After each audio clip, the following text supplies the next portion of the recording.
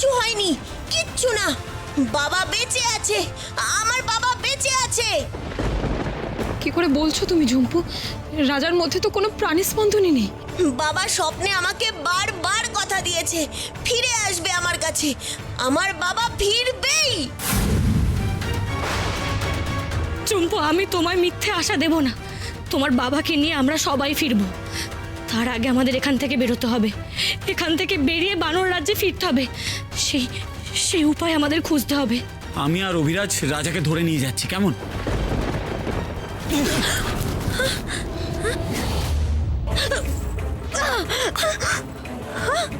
কি হলো?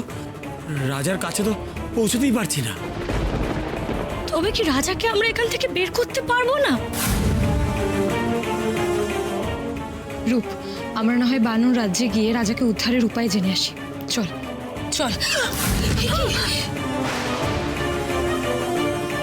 রূপকে তো আমিও ছুতে পারছি না। কি বলছো দেখি?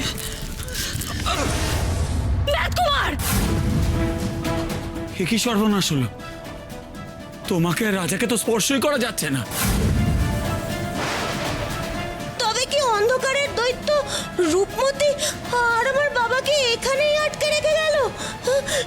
কিভাবে ওদের বের করব আমরা? কিভাবে?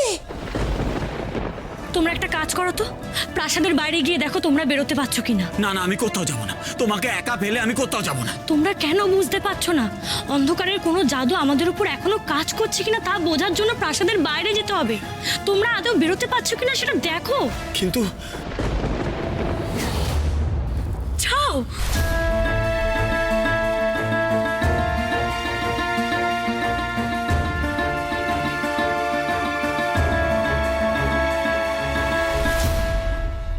এবার ভেতরে এসো।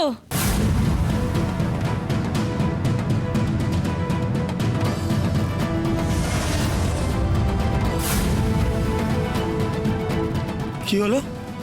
আমরা আটকে গেলাম কেন? এই সন্দেহটাই হচ্ছিল আমার। অন্ধকারের দৈত্য আমাকে আর রাজাকে এখানে বন্দি করে গেছে।